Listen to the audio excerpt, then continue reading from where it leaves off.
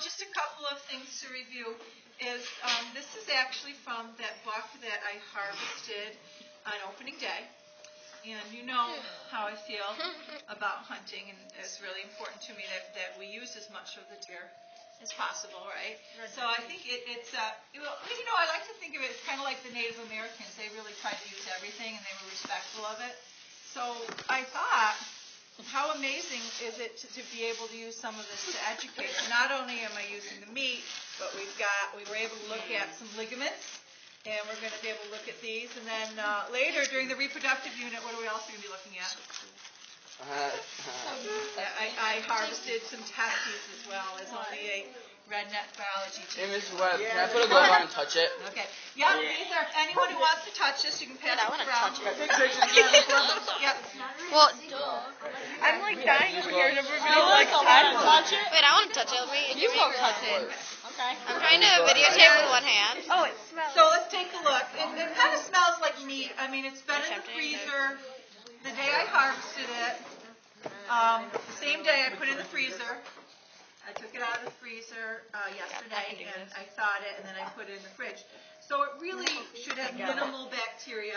I'm just being, very protective just in case. But it really shouldn't be too bad. About the same as the meat that you would have at home.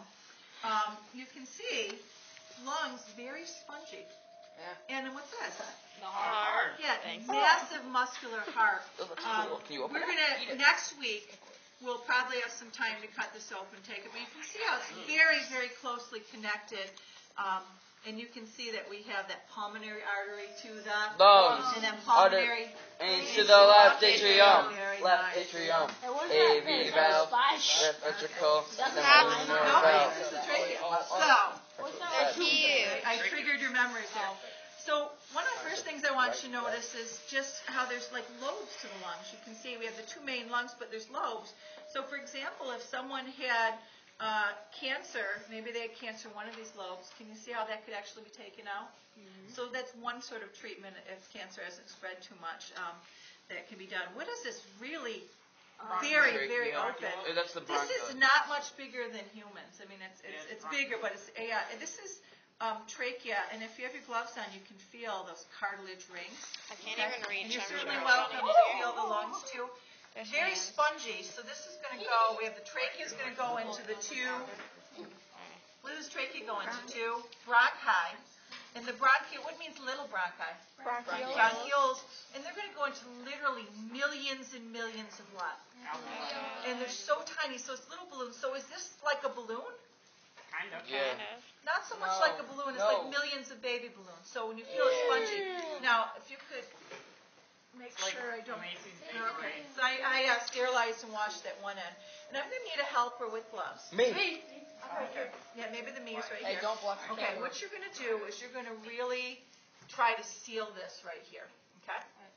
And what we're going to show is how this will substantially increase in size. And it shouldn't pop. I think I popped some individual alveoli in here. Okay, it just smells meat-like. If it pops, will it just explode? Okay, you ready? Okay, here we go. Yeah, this is the clean end. Don't breathe in. No. It's freaky. Okay, it's going to get much bigger. I see. Take a break. Oh, my God. Don't pop it. Oh, don't pop it. Pop it. Pop it. Can it really pop, guys? No. It's not a balloon. I don't know. Let's get a little thing and just poke it. It's going to touch my wrist. No. Wyatt. Wyatt, you're such a baby. Come on. You can always just wash your hands. Power through it. Can I touch it? Go for you. Let the arrow. Can you touch it? Oh my gosh. It's gonna explode. My pet No, lung. take a look right here. So weird. It's like jelly. Here, I'm gonna touch it. It's gonna Okay, I'll touch it with you. all over me. Can you help me put my It's glove pretty on? dope. Okay, so guys, and if It's not asking. lift Can it I up, touch it? Wyatt. So lift it up. Can I touch You it? lift it up. It's going to show you the bottom. So turn it. Lift it up and turn it towards them. All right. Wyatt, it's okay. So you guys look at the bottom. Turn it towards. So you see the bottom. Okay.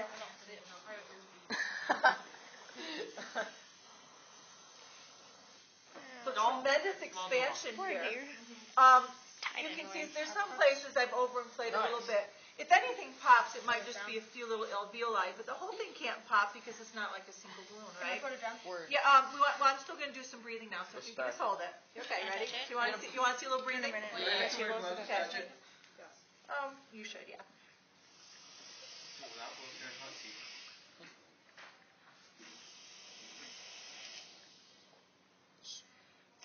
I think you might, I don't know if your seal's very good, man. You can get better. Squeeze it.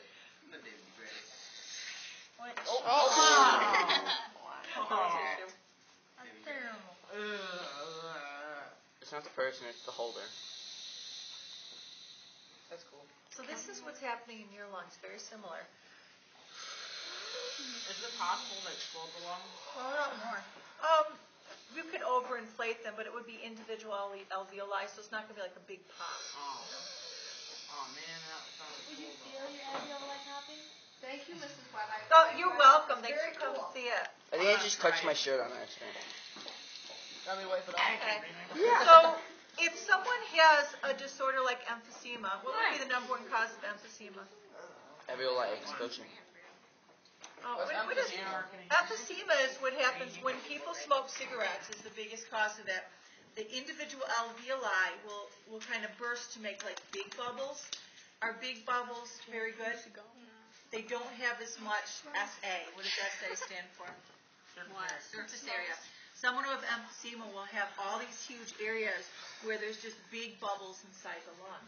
And so what happens is they don't get enough oxygen. Have you ever seen people who have to have the oxygen, older people? Yeah.